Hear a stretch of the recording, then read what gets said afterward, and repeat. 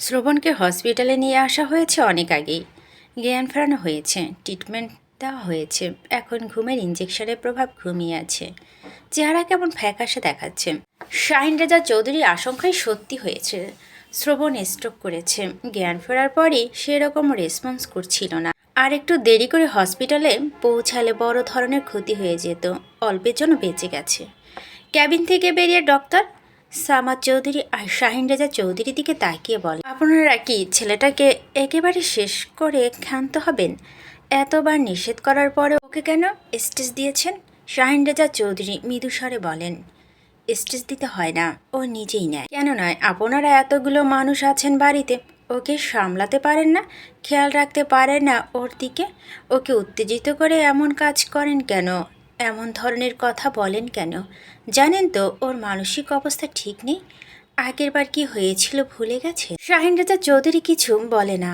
সামাদ চৌধুরী বলেন, ডক্টর, শ্রবণ এখন বিপদমুক্ত তো? আর কোনো বিপদ নেই তো? বর্তমানে বিপদমুক্ত আছে। ঘুম থেকে জেগে ওঠার পর কেমন আচরণ করবে সেটার ওপর নির্ভর করছে ওর পুরোপুরি বিপদমুক্ত হওয়া। শ্রবণের রাগ তো অনেক বেশি। রেগে গেলে নিজের নিয়ন্ত্রণ হারিয়ে ফেলে। কোনো ঘটনার মধ্যে প্রবেশ করলেও সহজে বেরিয়ে আসতে পারে না।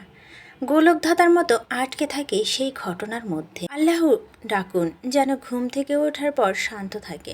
স্পর্শ পাশে চেয়ারে বসে থেকে ডক্টরের সব কথা শুনেছে। বড় ভাইয়ের জন্য ভীষণ কষ্ট হচ্ছে, ওর নিজেরও এত কষ্ট হচ্ছে সব জানার পর। না জানি শ্রবণের কত কষ্ট হয়েছিল তখন। কেমন পাগলের মতো আচরণ করছিল। সব বুঝতে পেরে সকলের কাছ থেকে নিজেকে সরিয়ে নিয়েছিল অনেক আগেই। দাদা ভাই ছাড়া কেউ ওকে বাড়িতে নিয়ে যেতে পারতো না। বাড়িতে গেলে কেমন ছটফট করতো, রুম থেকে বের হতে চাইতো না, কারো দিকে তাকাতো না। শ্রবণকে আগে ওর কাছে ভীষণ রকমের অদ্ভুত লাগতো, কিন্তু এখন বুঝতে পারছে এমন অদ্ভুত হওয়ার কারণ। কিন্তু শ্রবণ তো আগে সব সত্যি জানতো না, তবুও কেন এমন করতো স্পষ্ট বুঝতে পারছে আরও অনেক কিছু আছে যা এখনও ওর অজানা। শ্রবণের সাথে ছোটবেলা হয়তো কিছু ঘটেছিল। শ্যাম মাথা নিচু করে বসে আছে চেয়ারে। কোনো এক কারণে বাবার দিকে তাকাতে পারছে না। ওর আশেপাশে কি হচ্ছে ঘটছে সেই দিকে নজর নেই। নিচের দিকে দৃষ্টি স্থির করে রেখেছে, হয়তো কিছু ভাবছে। চোখ দুটো লাল টকটকে হয়ে গেছে, শরীরও চলতে চাচ্ছে না, কেমন অবশ হয়ে গেছে। নিজের অস্তিত্ব নিয়ে প্রশ্ন জাগছে মনে। সোহা শ্রবণের রুমে বসে আছে, কাঁদতে কাঁদতে চোখ মুখ ফুলে উঠেছে, মাথা ঝিমঝিম করছে এখন, বুক ভারী হয়ে আছে। অনিমা চৌধুরীকে অনেক প্রশ্ন করেছিল, উনি কোনো উত্তর দেয়নি। নিজের রুমে ঢুকে দরজা লাগিয়ে দিয়েছে। সোহা অনেক ডেকেছিল, উনি সাড়া দেয়নি। তনিমা চৌধুরী ওর কোনো প্রশ্নের উত্তর দেয়নি। শামিন রেজা চৌধুরী আর তনিমা চৌধুরী নিজেদের রুমে দরজা লাগিয়ে বসে আছেন। শ্রবণের জন্য কষ্ট হচ্ছে। শ্রবণের কথা শোনার পর এখন নিজের অস্তিত্ব নিয়ে মনে প্রশ্ন জাগছে। শ্রবণের কথাগুলো কি সত্যি? ও আসলে কি ওর আব্বুর মেয়ে না? কেমন উদ্ভট সব চিন্তা ভাবনা মাথা ঘুরপাক খাচ্ছে। এত অশান্তি ভালো লাগছে না। শ্রবণের জ্ঞান ফিরেছে, কেমন আছে ও? স্পর্শ ঠিক আছে। ও সব জানার পর ও এখন কেমন অবস্থা? ওর মতো উল্টোপাল্টা ভাবনা কি সিয়ামের মাথাও ঘুরপাক খাচ্ছে? ওরও কি ওর মতো কষ্ট হচ্ছে? ওর মা সত্যি সত্যি ইচ্ছে করে শ্রবণের বোনকে মেরেছিল, নাকি সেটা দুর্ঘটনা ছিল? এত প্রশ্নের উত্তর এখন কে দেবে ওকে? বাবাকে দেখেছি কেমন হয়েছিল চোখ মুখ, উনি অনেক কষ্ট পেয়েছে। শ্রবণের পাশে ঝিম ধরে বসে আছে স্পর্শ, এক মনে তাকিয়ে আছে বেডে শুয়ে থাকা ভাইয়ের দিকে। দিনের আলো মিলিয়ে গেলে রাত নেমে এসেছে ধরনীর বুকে। ক্যাবিনের ভেতর শুধু ফ্যানের শো শো বাতাসের শব্দ। একটু আগে জোর করে তিনজনকে বাড়িতে পাঠিয়ে দিয়েছে স্পর্শ, নিজে রয়ে গেছে ভাইয়ের কাছে। ওকে দেখে তিনজন অবাক হচ্ছে। শ্রবণ এত অবহেলার পরও ওকে ছেড়ে যাচ্ছে না ছেলেটা। বাপটা যতটাই স্বার্থপর বেইমান হয়েছে, ছেলে দুটো ততটাই ভালো হয়েছে। এজন্য জীবনে নষ্ট করেই দিয়েছে অনেক আগে। এখন দ্বিতীয় জনের জীবন সে পথে না আগালেই হয়। ছেলেটা কেমন যেন হয়ে গেছে সব কিছু জানার পর থেকে। স্পর্শ হাত বাড়িয়ে বড় ভাইয়ের বাম হাতটা মুঠো করে ধরে। ওর চিৎকার করে কাঁদতে ইচ্ছে করছে, না চিৎকার করে কাটতে পারছে, আর না নিজের কষ্টগুলো কাউকে বলতে পারছে। 23 বছরের জীবনে সবচেয়ে বেশি কষ্ট অনুভব হয় এই দিন হয়েছিল, যেদিন সোহাকে হারিয়েছিল সারা জীবনের জন্য। ভালোবেসেও ভালোবাসার মানুষটিকে আপন করে পায়নি। আর আজকে কষ্টের তুলনায় সেই দিনের কষ্ট কিছুই নয়। সোহা হারিয়ে এত কষ্ট হয়নি আজকে যতটা হচ্ছে। আজ শ্রবণে একদিনের কষ্টের কাছে ওর সারা জীবনের কষ্ট কিছুই না। এক হাতে ভাইয়ের হাত ধরে রেখে অন্য হাত দিয়ে চুলে হাত বুলিয়ে দিতে শুরু করে। চৌধুরী বাড়ির দরজা পেরিয়ে ভিতরে প্রবেশ করে তিনজন। ড্রয়িং রুমে মেয়ের ব্যতীত কেউ নেই। অন্যদিন এই সময় বাড়ির সবাই সোফায় উপস্থিত থাকতো। সিয়ামনা দাঁড়িয়ে সিঁড়ি দিয়ে এগিয়ে যায়। সামাদ চৌধুরী নিজের রুমের দিকে আগায়। শাহিন রেজা চৌধুরী মেয়েটির দিকে তাকিয়ে সোফায় বসে বলে, কফি নিয়ে আসো। মেয়ের দুজনে উঠে রান্নাঘরের দিকে এগিয়ে যায়। শাহিন রেজা চৌধুরী এখন আনিমা চৌধুরীর মুখ দেখতে ইচ্ছে করছে না, ওই রুমে যেতে ইচ্ছে করছে না, দেখলেই তো খুন করতে ইচ্ছে করবে। সিয়াম নিজের রুমের দিকে যেতে গিয়েও থেমে যায়, ঘুরে শ্রবণের রুমের দিকে আগায়। বড় হওয়ার পর এই রুমে ওর আসা হয়নি কখনো। শ্রবণের পছন্দ করতো না ওর রুমে কেউ প্রবেশ করুক। ওর বাড়িতে না থাকলেও ওর রুমের বাড়ি কেউ প্রবেশ করতে পারতো না, শুধুমাত্র মেড প্রবেশ করতো পরিষ্কার করার জন্য। দরজা ঠেলে ভিতর প্রবেশ করে। বিছানার দিকে তাকিয়ে দেখে সোয়া শুয়ে আছে কাত হয়ে, পিঠ ব্যতীত কিছু দেখা যাচ্ছে না। বিছানার দিকে এগিয়ে মৃদু দুর্বল স্বরে ডাকে, সোহা। ভাইয়ের গলার স্বর শুনে ঘাড় ঘুরিয়ে তাকায় সোহা। ভাইকে দেখে তড়িঘড়ি করে শোয়া থেকে উঠে বসে। সোহার চোখ মুখ দেখে সিয়ামের বুক কেঁপে ওঠে। কেঁদে কেটে কি অবস্থা করেছে নিজের। সোহা বিছানা থেকে নেমে এসে ভাইকে জড়িয়ে ধরে হাউমাউ করে কেঁদে ওঠে। সিয়াম নিজের কান্না আটকে রেখে বোনের চুলে হাত বুলায়। বেশ কিছুক্ষণ পর যখন সোহা কান্না একটু কমে আসে তখন সিয়াম বলে, কি অবস্থা করেছিস নিজের। সোহা কাঁদতে কাঁদতে বলে, ভাইয়া, শ্রবণ ভাইয়ের ওই কথাগুলো কি সত্যি? আম্মু কিছু বলছে না আমাকে। সিয়াম বোনকে কি বলবে বুঝতে পারছে না, বলার মতো কোনো কথাও খুঁজে পাচ্ছে না। সোহা কাঁদতে কাঁদতে পুনরায় বলে, আমরা কি সত্যি সত্যি এই বাড়ি? সিয়াম বোনকে থামিয়ে দেয়, বুকে আলগে রেখে পিঠে হাত বুলিয়ে পরানো গলায় থেমে থেমে বলে, চুপ, এসব কথা বাদ। শ্রবণ ভাইয়া কেমন আছে? ভালো, আবার ভালো না। গুরুতর কিছু হয়েছে? স্ট্রোক করেছিল, এখন বিপদমুক্ত আছে, ভয় পাওয়ার কিছু নেই। ছোঁয়া হেসকি তুলে কাঁদতে থাকে। সিয়ামের বোনে চুলে হাত বুলিয়ে বলে, ভাইয়া তোকে অনেক কষ্ট দিত, মারধর করতো। সোহা দুদিকে মাথা নাড়ায়। দুপুরে খাসনি নিশ্চয়, হাত মুখ ধুয়ে খেয়ে আয়। খেতে ইচ্ছে করছে না। আম্মু সত্যি সত্যি খারাপ মানুষ? সিয়াম নিশ্চুপ হয়ে থাকে। তনিমা চৌধুরী বোনের তো আনিমা চৌধুরী, দু বোনের শরীরে তো একই রক্ত বইছে। শ্রবণ যেভাবে বলল সেসবের পর অবিশ্বাস করার মতো কোনো কারণ পাচ্ছি না। সিয়াম সোহাকে ছেড়ে দিয়ে চোখের পানি মুছিয়ে দিতে দিতে বলল, ফ্রেশ হয়ে খেয়ে আয়। তুমি খাবে না? পরে খাবো। সিয়াম রুম থেকে বেরিয়ে যায়। সোয়া আগের মতোই দাঁড়িয়ে থেকে ঝরঝর করে কেঁদে উঠে। আবার বাবা মায়ের রুম ক্রস করার সময় বাবার রাগী গলার স্বর শুনতে পায় সিয়াম। দাঁড়িয়ে যায় রুমের সামনে, দরজাটা অর্ধেক খোলা রয়েছে। শাহিন রেজা চৌধুরী ভীষণ রেগে আনিমা চৌধুরীর সঙ্গে কথা বলছেন। কথা বলার এক পর্যায়ে প্রহর করে বসে অনিমা চৌধুরীর ওপর। শাহিন রেজা চৌধুরী স্ত্রী টুকি চেপে ধরে হিস হিসিয়ে বলে, বল কার কার সাথে দুষ্টামি করেছিস? তুমিও পাগলের কথা শুনে এমন করছো কেন? ও মিথ্যে বলেছে। আরেক চর বসান অন্য গালে, চোয়াল শক্ত করে চেপে ধরে দাঁতে দাঁত পিষে বলেন, তোর এত বড় সাহস হয় কিভাবে শ্রবণকে পাগল বলার? তোর জিভ টেনে ছিঁড়ে ফেলবো আরেকবার ওকে পাগল বললে। আর মিথ্যাবাদী কাকে বললি তুই? শ্রবণ কখনো মিথ্যা বলে না, সেটা খুব ভালো করেই জানি আমি। নিজের নষ্টমী করবি আর আরেকজনের দেখলে বলবে সে পাগল আর মিথ্যাবাদী। আনিমা চৌধুরী চুপ থাকেন। শাহিন রেজা চৌধুরী হাত সরিয়ে দেওয়ার জন্য ছটফট করছেন। ছেলে মেয়ে কার বল? আনিমা চৌধুরী শাহিন রেজা চৌধুরী হাত সরিয়ে দিয়ে জোরে জোরে শ্বাস নিতে নিতে বললেন, আমাদের ঘাড়ের নিচ পর্যন্ত থাকা চুলগুলো শক্ত হাতে মুঠো করে ধরে বলেন, আমাদের বলতে কাকে কাকে বোঝাচ্ছিস তুই?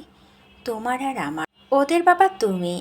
আমার কথা বিশ্বাস না হলে ডিএনএ টেস্ট করে দেখতে পারো। তুই কেমন স্ত্রী আর কেমন মা।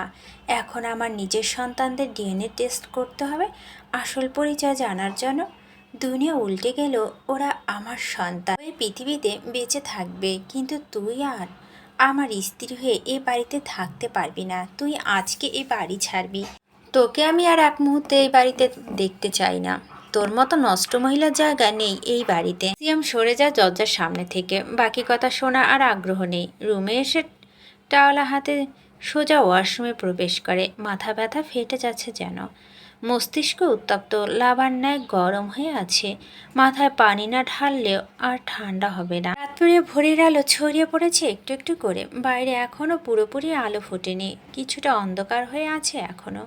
শ্রবণের ঘুম ভাঙে। কতগুলো দিন পর এমন লম্বা ঘুম দিল হিসেব নেই। ঘুমের ইঞ্জেকশনের প্রভাবে সারা বিকাল আর রাত ঘুমিয়েছে। চোখ মেলে তাকাতে নিজেকে ছোট একটা রুমে আবিষ্কার করেন। চারদিকে নজর বুলিয়ে বুঝতে পারেন এটা হসপিটালের ক্যাবিন। ডান হাত উঁচু করতে পারলেও বাম হাত উঁচু করতে পারছে না। ঘাড় ঘুরিয়ে বাম পাশে তাকায়। ওর বাম হাত জড়িয়ে ধরা তো করে ধরে টুলে বসে বেডের মাথা রেখে ঘুমিয়ে আছে স্পর্শ। ফ্যানের বাতাসে সিল্কি চুলগুলো দুলছে এলোমেলো হয়ে। নিজের হাত টেনে সরিয়ে আনার চেষ্টা করে কিন্তু পারে না। ভালোই শক্ত করে ধরে আছে স্পর্শ। বিরক্তিতে কপাল কুঁচকে গালি দেয় দুটো। পুনরায় স্পর্শ দিকে তাকিয়ে ডুবে যায় অতীতে। সেই দিনের বিকেলটা ওর জীবনে আরও এলোমেলো করে দেয়। মা বোনকে হারিয়ে শ্রবণ যখন পুরোপুরি ভঙ্গুর, বাবাকেও কাছে পায় না। বুকে মুখ গুজে একটু সান্ত্বনা পাওয়ার জন্য তখন ওর বাবা ওকে আরও ভেঙে গুঁড়িয়ে দেওয়ার মেশিন নিয়ে এসেছিল বাড়িতে। দেখতে মানুষের মতো হলেও ছিল আস্ত জানোয়ার। বিষণ্ণ হয়ে সোফায় বসেছিল শ্রবণ। ওর সাথে খেলার মতো তেমন কেউ ছিল না। সিয়াম তখন ওর চেয়ে অনেক ছোট। অনিমা চৌধুরী ছেলেকে শ্রবণের ধারের কাছেও যেতে দেয় না। মেয়েদের কড়া নিষেধাজ্ঞা দিয়ে যেতেন যেন সিয়াম শ্রবণের কাছে যেতে না দেয়। হঠাৎ কলিং বেল বেজে ওঠে। মেয়েটি এগিয়ে গিয়ে দরজা খুলে দেয়। শ্রবণ সোফায় বসে থেকেই দরজার দিকে তাকিয়েছিল ঘাড় ঘুরে। ভিতরে প্রবেশ করে ওর বাবা শামীম রেজা চৌধুরী। তার কোলে 3 বছরের স্পর্শ। পাশে হেঁটে এগিয়ে আসছেন তনিমা চৌধুরী। তার পরনে দামি গর্জিয়াস শাড়ি। বাবার পাশে নারী আর কোলে ছোট বাচ্চা দেখে সোফা থেকে নেমে এগিয়ে আসে 5 বছরের শ্রবণ। ছোট ছোট চোখ জোড়া কৌতূহল। বাবার মুখের দিকে তাকিয়ে বাচ্চা বাচ্চা কণ্ঠে জিজ্ঞেস করে, আব্বু কে উনি? শামীম রেজা চৌধুরী হাসি মুখে বলেন, ও তোমার নতুন আম্মু, আর এ হচ্ছে তোমার ছোট ভাই স্পর্শ। ছোট শ্রাবণ ফ্যালফ্যাল করে তাকিয়েছিল কিছু সময়। ছোট মস্তিষ্ক সব কিছু বুঝতে একটু সময় নিয়েছিল। মায়ের মৃত্যু মাত্র 1 মাস, এর মধ্যে বাবা দ্বিতীয় বিয়ে করে নিলেন। বোনের মৃত্যু মাত্র 16 দিন হয়েছে। তনিমা চৌধুরীকে আগে চিনত না শ্রবণ। উনি আগে কখনো আসতেন না চৌধুরী বাড়িতে। বড় ছেলের কাণ্ড হতবাক হয়ে দেখেছিল সামাদ চৌধুরী। স্বামী রেজা চৌধুরী তো বলার মতো কিছু খুঁজেই পাচ্ছিলেন না। ওনার স্ত্রী বড় বোন এমন কিছু করবে উনি দুঃস্বপ্ন ভাবেনি। উনি এটাও ভেবে পাচ্ছেন না যে তনিমা চৌধুরীর আগে হাজবেন্ড কি হয়েছে। উনি কোনোদিনও তনিমা চৌধুরী প্রথম হাজবেন্ডকে দেখেনি। উনি অনেকবার জিজ্ঞেস করেছিলেন, কেউ উত্তর দেয়নি। শামীম রেজা চৌধুরী আর তনিমা চৌধুরী বাড়ির সবাইকে যা বোঝায় সবাই সেটাই বোঝে, কিন্তু শ্রবণ ও বুঝতে চায়নি কিছু। মেনে নিতে পারেনি বাবার দ্বিতীয় বিয়ে। ওর মায়ের জায়গা অন্য কেউ, এটা কিছুতেই মানতে পারছিল না। আস্তে আস্তে দিন আগাতে থাকে। শ্রবণ নিজে থেকেই বাড়ির সকলের সাথে দ্রুত তৈরি করে, শুধু দাদা সামাদ চৌধুরী বাদে। সবাই নিজেদের নিয়ে ব্যস্ত। ওকে নিয়ে ভাবার সময় নেই। দাদা সামাদ চৌধুরী তখন অফিসের কাজে ভীষণ ব্যস্ত থাকতেন। অফিসিয়াল কাজে শহরে বাইরে থাকতেন বেশি। শামীম রেজা চৌধুরী তো বড় ছেলেকে ভুলে গিয়েছিলেন। ওনার যে আরও একটা ছেলে আছে সেটা মনে রাখতেন না। ওনার যত আদর যত্ন আদিক্ষেতা ভালোবাসা সব স্পর্শের জন্য। শ্রবণ দূর থেকে সব দেখত, মনে মনে ভীষণ কষ্ট পেত। একা একা কাটত। অনেক সময় ধরে না খেয়ে থাকলেও কেউ খোঁজও নিত না, দাদা ব্যতীত। শামীম রেজা চৌধুরীকে দেখলে মনে হতো স্পর্শ ওনার নিজের ছেলে আর শ্রবণ সৎ ছেলে। সৎ ভাইকে বাবা এত ভালোবাসে সেটা শ্রবণের শিশু মন মানতে চাইতো না। ওর বাবা ওকে ভালোবাসবে, ওকে আদর করবে, কোলে নেবে, কিন্তু ওর বাবা তো ওর কথা ভাবেই না। উল্টো সারাদিন সৎ ছেলেকে নিয়ে পড়ে থাকেন। শামীম রেজা চৌধুরী দ্বিতীয় স্ত্রী আর ছোট ছেলের সাথে রাতে ঘুমাতেন। একটা দিনও শ্রবণের কথা স্মরণ করেনি, ওর কাছে যায়নি। দাদা বাড়িতেও না থাকলেও শ্রবণকে একা একা ঘুমাতে হয়েছে। কোনো কোনো রাতে একা একা ভয় লাগতো, ঘুম আসতো না। বালিশে মুখ গুজে চোখ বন্ধ করে গুমড়ে গুমড়ে কাঁদত, কেউ খোঁজও নিত না। আস্তে আস্তে ছোট শ্রবণের মনের মধ্যে রাগ, জেদ, ক্ষোভ জন্ম নিতে শুরু করে। বাড়ির সকলের কাছ থেকে পুরোপুরি দূরত্ব তৈরি করে নেয়। বুঝতে পেরে গিয়েছিল এই বাড়িতে ওর আর কোনো মূল্য নেই। চুপচাপ থাকলেও ভিতরে ভিতরে আস্ত একটা আগ্নেয়গিরি লালন করেছিল। সকলের সামনে তানিমা চৌধুরীর ভালো মা হওয়ার অভিনয় করলেও আড়ালে সে শ্রবণের কথা অনুযায়ী আস্ত একটা ডাইনি। শ্রবণ ছোট ছিল বলে দু বোন যা না তা ব্যবহার করতো ওর সঙ্গে। শ্রবণ ছোট থাকলেও বুঝতে পারতো সবই, একেবারে অবুঝ ছিল না। এভাবেই 1 বছর পেরিয়ে যায়। একদিন বিকেলে শ্রবণ টিভি দেখছিল একা একা, এরই মধ্যে স্পর্শ এর কাছে এগিয়ে আসে, শ্রবণের সাথে খেলতে চায়। শ্রবণ ওকে ইগনোর করে টিভির পর্দায় তাকিয়ে থাকে। স্পর্শর হাত ধরে টানাটানি শুরু করে খেলার জন্য। সিয়াম ঘুমিয়ে গেছে, ওর সঙ্গে খেলার মতো এখন আর কেউ নেই, তাই শ্রবণের কাছে এসেছে। শ্রবণ বিরক্ত হয়ে বেশ কয়েকবার স্পর্শকে সরিয়ে দেয়, কিন্তু নাসরবান্দা স্পর্শ শ্রবণের সাথে খেলবেই। শেষে ভীষণ বিরক্ত হয়ে হাত ঝাড়া মারে শ্রবণ। হাতের সাথে ধাক্কা লেগে স্পর্শ নিচে পড়ে যায় নিজের খেলনার উপর। ব্যথা পেয়ে কেঁদে ওঠে গলা ছেড়ে। তনিমা চৌধুরী রুম থেকে দৌড়ে বেরিয়ে আসে। মেয়ের ততক্ষণে স্পর্শকে নিচ থেকে তুলেছে। ছোট ছোট খেলনা গাড়ির ওপর পড়ে হাত ছিলে রক্ত বেরিয়ে এসেছে একটু। ওনার বুঝতে বাকি না শ্রবণ না ওনার ছেলেকে ধাক্কা মেরেছিল। তনিমা চৌধুরী ভীষণ রেগে শ্রবণের গালে চর বসিয়ে দেন। সৎমায়ের হাতে চর খেয়ে মোটে বিস্মিত হয়নি শ্রবণ, কারণ এর আগেও তার হাতে মার খেয়েছে কয়েকবার। সৎমা ওর গায়ে হাত তোলে এই কথা কাউকে বলার মতো কোনো কারণ খুঁজে পায়নি ছোট্ট শ্রবণ। এমনিতে শ্রবণ একটু চাপা স্বভাবের, কাউকে কোনো কিছু সহজে বলে না। মেয়ের মাথা নিচু করে বলে, ম্যাম, শ্রবণ স্পর্শকে ইচ্ছে করে ফেলেনি। স্পর্শ শ্রবণকে বিরক্ত করছিল। বাকি কথা শোনার প্রয়োজন মনে করে না তনিমা চৌধুরী। মেয়েদের দিকে গরম চোখে তাকিয়ে বলেন, কি বলছিলাম মনে আছে নাকি? আবার মনে করিয়ে দিতে হবে, নিজের কাছে যাও। মেট চলে যায়। তনিমা চৌধুরী ছেলেকে কোলে নিয়ে আদর করতে করতে রুমের দিকে এগিয়ে যান। শ্রবণ রাগে হুঁশ জ্ঞান হারিয়ে টিভির রিমোট আছাড় মেরে ভেঙে ফেলে। স্পর্শ ক্রিকেট ব্যাট হাতে নিয়ে টিভি ভেঙে ফেলে। বেশ কয়েকটা দামি দামি ফুলদানি আর শোপিস ছিল, সেগুলো ভেঙে ফেলে। কাচের টি টেবিলটাও ভেঙে ফেলে। মেয়ের দূরে দাঁড়িয়ে দেখলো, এগিয়ে আসে না ওকে থামানোর জন্য। ঘণ্টাখানিক পর বাড়িতে ফিরে আসেন শামীম রেজা চৌধুরী। ড্রয়িং রুমে একবার নজর বুলিয়ে সোজা প্রবেশ করেন বড় ছেলের রুমে। শ্রবণ তখন স্টাডি টেবিলে বসে আছে। শামীম রেজা চৌধুরী নির্মমভাবে মেরেছিল সেদিন শ্রবণকে। তনিমা চৌধুরী স্পর্শের হাতে আর ড্রয়িং রুমের ছবি তুলে শামীম রেজা চৌধুরীকে পাঠিয়েছিলেন। হাজারটা মিথ্যে কথা বানিয়ে বলেছিলেন। শামীম রেজা চৌধুরী সত্যতা যাচাই না করে ছেলের গায়ে প্রহার করেছিলেন। সেই দিন সামাদ চৌধুরী ঢাকায় ছিলেন না, অফিসিয়াল কাজে ঢাকার বাইরে গিয়েছিলেন কয়েকদিনের জন্য। রাতেই গা কাঁপিয়ে ভীষণ জ্বর আসে শ্রবণের। মারের কারণে বরফ সাদা চামড়া প্রায় ফেটে গিয়েছিল। নরম চামড়া ভিতরে রক্ত জমাট বেঁধে বেগুনি রং হয়ে গিয়েছিল। এরকমই চলতে থাকে প্রতিনিয়ত। সামাদ চৌধুরী অফিসের কাজে এত ব্যস্ত থাকতেন যে নাতির খোঁজ খবর নিতে পারতেন না সেভাবে। শ্রবণ নিজেও থেকেও দাদাকে কিছু বলতো না। শাহিন রেজা চৌধুরী তো নিজের বউ বাচ্চা নিয়ে ব্যস্ত, আর দুটো বোনের অত্যাচার সহ্য করত শ্রবণ। একদিন সামাদ চৌধুরী নজরে পড়ে শ্রবণের গায়ে মারের দাগ। শ্রবণকে হাজার প্রশ্ন করলেও ও মুখ থেকে উত্তর বের করতে সক্ষম হয়নি। আস্তে আস্তে শ্রবণের মানসিক চাপ বাড়তে থাকে। বাড়ির কাউকে সহ্য করতে পারছে না, যাকে দেখে তেড়ে যায় তাকেই মারতে। শামীম রেজা চৌধুরী মারতে আসলে উল্টো ওনাকেও মারত শ্রবণ। একবার ব্যাট দিয়ে বাড়ি মেরে মাথা ফাটিয়ে দিয়েছিল। চিৎকার চেঁচামেচি করে বাড়ি মাথায় তুলল। এত রাগ বেড়ে গিয়েছিল যে কাউকে সহ্য করতে পারত না। সামাদ চৌধুরী নাতিকে ডাক্তারের কাছে নিয়ে যান।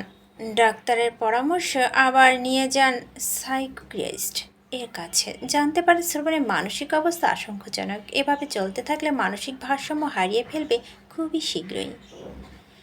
ওকে স্বাভাবিক জীবনে নিতে চাইলে অবিলম্বে নিরাপদ পরিবেশে রাখতে হবে। সবসময় মানসিক চাপের মধ্যে থাকে, এত মানসিক চাপ দেওয়া যাবে না। সামাদ চৌধুরী বাড়িতে ফিরে সকল সঙ্গে আগে রাগারাগি করেন।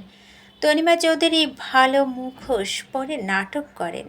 স্বামী রেজা চৌধুরী জানান রাগ সামলাতে না পেরে ছেলের গায়ে হাত তোলেন। শ্রবণ কেন এমন করে, অথচ উনি বুঝতেই চায়নি শ্রবণের ওনারাই এমন বানিয়েছে। বাচ্চাটা তো শুরু থেকে এমন ছিল না, ওকে এমন বানানো হয়েছে অতি যত্নে। শ্রবণের চিকিৎসা শুরু হয়। সাইকিয়াট্রিস্ট কিছু জিজ্ঞেস করলে উত্তর দিত না শ্রবণ। কোনো কথা বলে মনোযোগ দিত না, চোখ মুখ কঠোর করে রাখতো। দাদা ছাড়া কারোর সাথে কথা বলতে চাইতো না। স্কুলে গেলে চুপচাপ, কোনো বাচ্চার সাথে মেশে না। শ্রবণের চিকিৎসা চলতে থাকে, কিছুটা সুস্থ হয়। সামাদ চৌধুরী আবার ব্যস্ত হয়ে পড়ে অফিসের কাজে। শ্রবণ তখন নিজের আলাদা দুনিয়া নিয়ে ব্যস্ত। এভাবে সময় আগায়। প্রাইমারি স্কুল শেষ করে হাই স্কুলে ভর্তি হয়।